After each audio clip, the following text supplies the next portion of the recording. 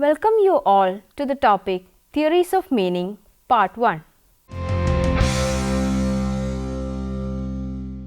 Philosophy of language attempts to make inquiries into questions related to meaning. If we look at the history of philosophy, we see that different theories were used at different points of time to explain the nature of meaning and the relation between meaning and truth. If we have to understand the philosophy of language, we have to first get an idea of the different theories of meaning. Meaning and understanding. Consider the following sentences. Mahatma Gandhi visited Nepal in 1960 and died in a car accident there. ZFGFH DGDG DGTHJ. He sat under a tree and read a book. So of the you're up things, it the of. All these sentences are different and have certain characteristics. We know that one is not true, but when we read it, we understand the meaning of this sentence because we know the meanings of each word in the sentence. In other words, we can say that one is only a string of words, but these words make a meaningful sentence. Four is also a string of words, that is, several words put together.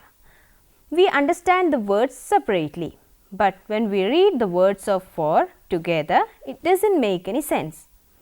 2 is a complete nonsense sentence with no meaning. 3 is a meaningful sentence. From an analysis of these sentences, we can conclude that some strings of words or noises are meaningful sentences.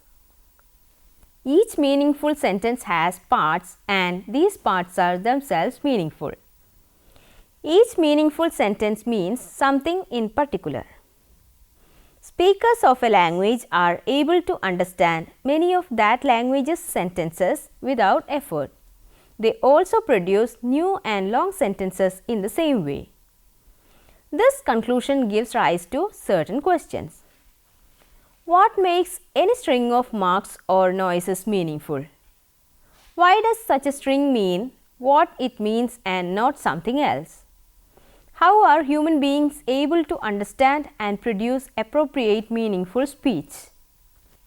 Many theories tried to explain these questions and other related questions regarding meaning, language and reality. All these theories contributed to the philosophy of language. Some of the theories were challenged by other theories and were later replaced. However, if we should understand the philosophy of language, we should look at different theories that explain the connection between language, meaning and truth. Referential theory of meaning.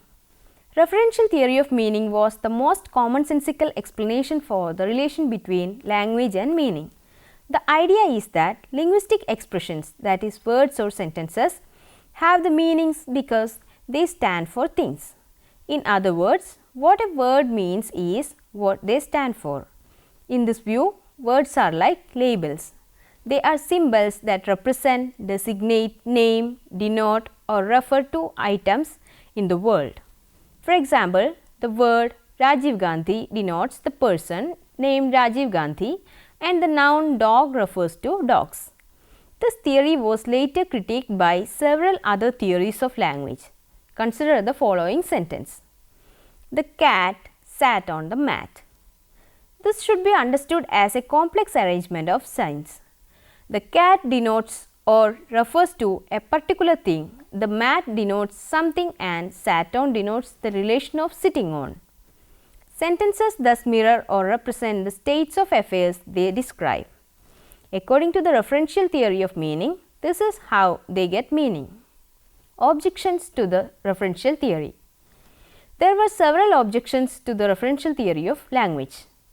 Not every word does name or refer to any actual object. First, there are the names of non-existent items like phoenix. This doesn't denote anything in real because it is an imaginary bird. Or consider the following sentences. I saw nobody. Raj is fat. In the first sentence, the word nobody does not refer to anything. In the second sentence, though Raj may refer to a person, but fat doesn't refer to an individual or thing. We can say that fat denotes something abstract. It refers to qualities and properties of thing. Fat might be said to name fatness in the abstract, or as Plato would have called it, the fat itself. Again, there are words that grammatically are nouns but do not name either individual things or kinds of things. Philosopher and logician W. V. Quine gives the examples of sake, behalf and dint. One sometimes does something for someone else's sake or on that person's behalf, or one achieves something by dint of hard work. But these words do not refer to a thing or kind of thing. According to the referential theory, a sentence is a list of names, but a mere list of names does not say anything. For example, Raj, Ashok, David, Philip. This expression cannot be used to assert anything. Each word in the sentence may refer to a person, but the sentence does not have a meaning. Consider the following sentence. Phlogiston was thought to be the cause of combustion. If we assume that there is not and was never such a thing as phlogiston, how can we understand such a sentence? If the meaning of an expression is what it refers to, then this sentence should strike us as meaningless. Take a look at the following sentence. Atlantis does not exist. If Atlantis does not exist, the expression Atlantis does not refer to anything. Hence, it should be meaningless. One could say that Atlantis refers to a sunken city, but to our concept of a sunken city. A serious problem for referential theories of meaning was identity sentences. Sentences of self-identity are true purely in virtue of their logical form. We may affirm such sentences even when we do not know what the expression refers to. For instance, anyone could affirm Mount Himalaya is Mount Himalaya. Even if we do not know what Mount Himalaya is, we can affirm this sentence. This statement would not inform our understanding of the world in any significant way. There are a number of theories of meaning that surpass the referential theory, but each theory faces difficulties of its own. The three major theories emerged in opposition to the referential theory are the Ideational theory of meaning, Propositional theory of meaning and the use theory of meaning. Ideational and propositional theories of meaning. Ideational theory of meaning. Theories which say words have meaning because they stand for ideas, thoughts or concepts are called the ideational theories of meaning. Such theories are found in Aristotle's early work on interpretation, especially in chapters 1 to 4. One of the major proponents of this theory was the English philosopher John Locke. Locke believed that the meanings of linguistic expressions are ideas in the mind. In this view, if a string of words or noises have to become meaningful, the string should express or correspond to an idea or an image or a thought or a belief. In simple words, a string is meaningful if and only if it expresses an idea. Then we can say that if two statements express the same idea, they are synonymous. If an expression expresses more than one idea, then it is ambiguous. So, an ideational theory gives an intuitive way of expressing our meanings of facts more precisely. Nonetheless, ideational theories have not been popular in this or the past century. Ideational theories of language met with several objections. We will look at some of those objections. If an ideational theory should be precise enough, it must specify what sort of mental entity an idea is. But images are more detailed than meanings. When we imagine a dog, we have the image not of general dog, but of a dog of some particular shape and size, possibly of a particular breed. Similarly, An image of a triangle is of some particular type of triangle. Also, a concept such as that of dog or triangle is not true or false on its own. So, it cannot serve as the meaning of a complete sentence. There are just too many words that have no particular mental images or contents associated with them. For example, is and of. There are words that psychologically could not have images associated with them. For example, nothing. Meaning is a public, intersubjective, social phenomenon.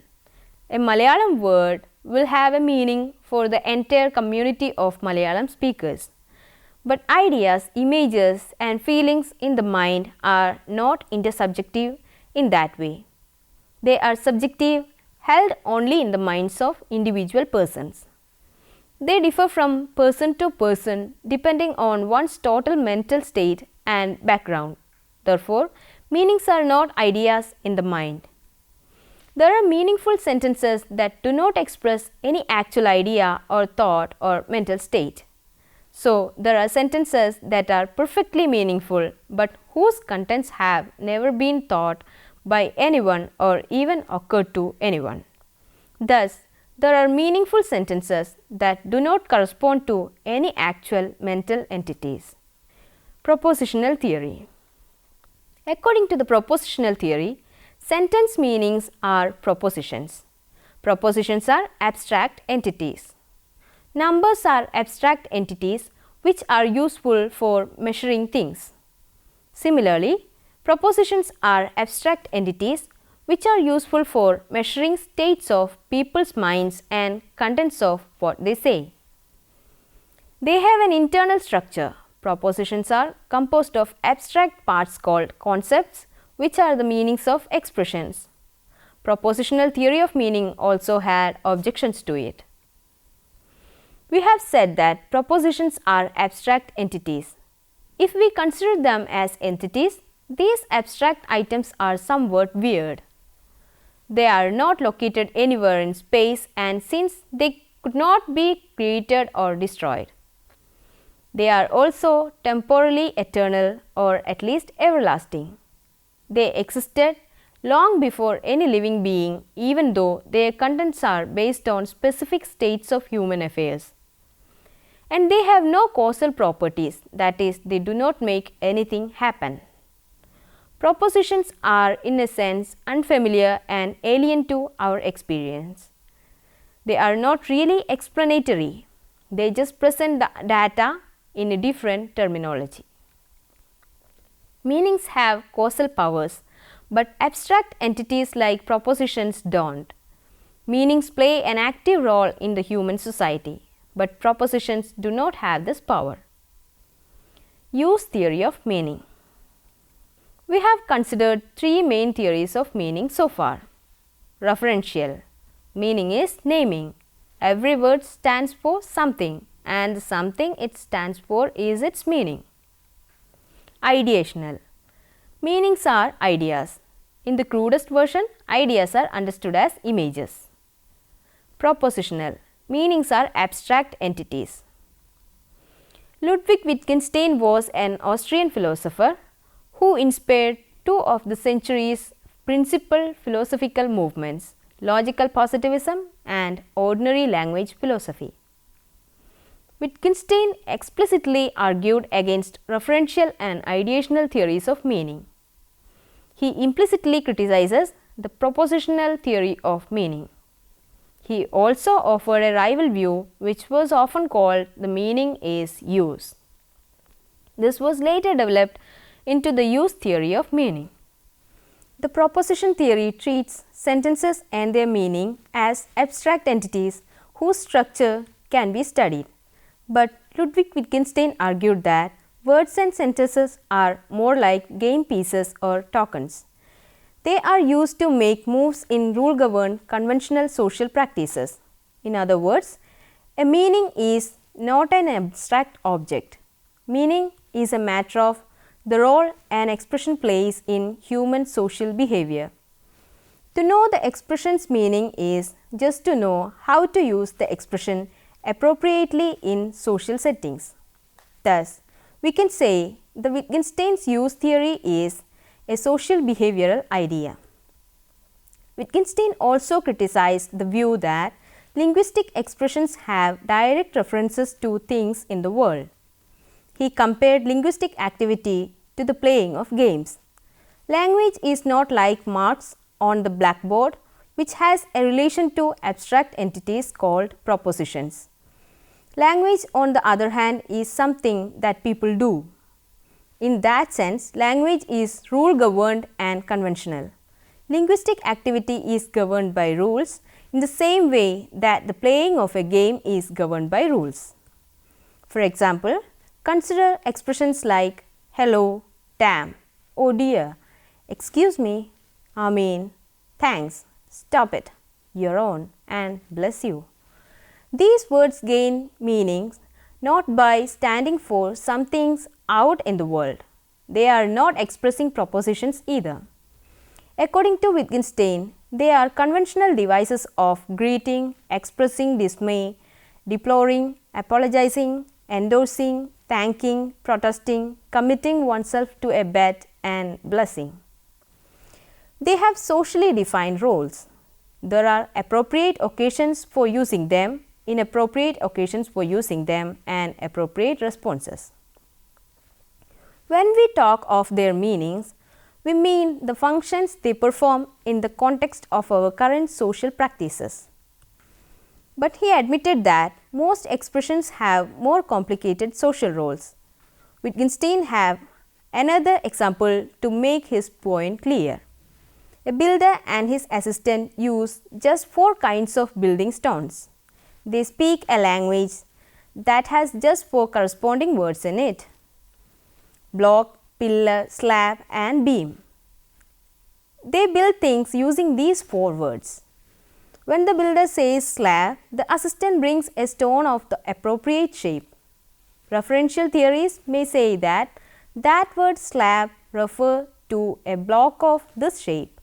And propositional theories may argue that the meaning of the word slab is the proposition that the assistant is to bring such a block to the builder. But according to Wittgenstein, this would be missing the point. The word slab does have a function that is connected with blocks of that shape. But what is important is the function itself and not the referring relation. The builder makes the noise slab to get the assistant to do something. Wilfrid Sellars is regarded as the most profound and systematic epistemological thinker of the 20th century. He followed Wittgenstein's use theory but introduced the idea of inference to it. Inference is the act of drawing a conclusion or making a logical judgment on the basis of circumstantial evidence and prior conclusions rather than on the basis of direct observation. Sellars explained the act of meaning making in terms of inference. For example, when we hear the word red, we have an understanding of the concept red. This is more than the mere capacity to respond to red things.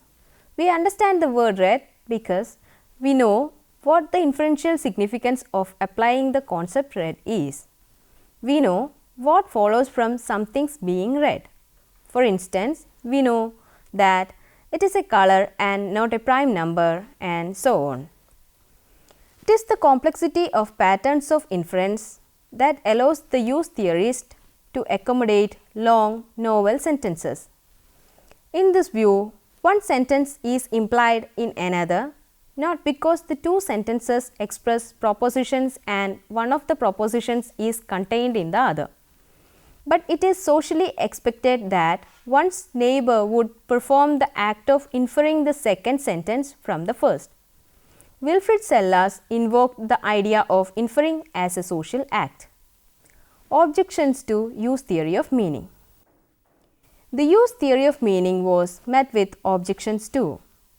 Expressions may mean different things in different contexts. That means that there is a difference in meaning. So, an expression's meaning cannot be fully contained by its role in the language game. Secondly, proper names pose a problem for the use theory. how can we make a rule for a proper name that should be obeyed by everyone? Thirdly, people make completely new sentences. The use of slap, hello, ouch, I do, and other examples of expressions are defined by local rituals or customs. But human beings have the ability to understand and act on long new sentences. That ability cannot be product of our familiarity with conventions. We use sentences which have not been directed by conventions, and we use sentences that are never used before.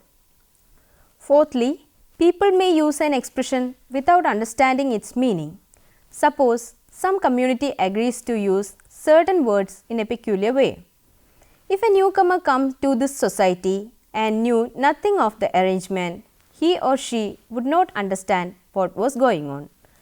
The newcomer might, in time, learn to follow the rules, but still will be clueless of what is being said. Let us summarize the major points we have discussed in this session. In this unit, we have seen that meaning was a serious question and concern for philosophy of language. As a result, many theories emerged as a solution to explain the relation between language and meaning. The earliest theory, which established a connection between language, use and meaning, was the referential theory of meaning. This theory became very commonsensical. It argued that each word or expression has a corresponding object to which it refers. There have been serious objections to this theory of meaning. Another theory which became popular was the ideational theory of meaning. This theory argued that every expression has a corresponding idea or concept. This was later replaced by the propositional theory of meaning. In the propositional theory of meaning, meaning is seen as an abstract proposition. These three theories were rejected by Ludwig Wittgenstein, who based his argument on the notion of use. Now you can try to answer the given questions here. What is referential theory of meaning? Discuss the propositional theory and its objections. Write any two objections raised against the referential theory of meaning. Explain the propositional theory of meaning. What is Ludwig Wittgenstein's contribution to the use theory of meaning? Explain Wittgenstein's classic example of the bill the assistant. Now, you can refer the given books here. Philosophy of Language, a Contemporary Introduction by William G. Lycan, Routledge, 2000. Hope that you have enjoyed this session. We will meet again with another topic. Thank you.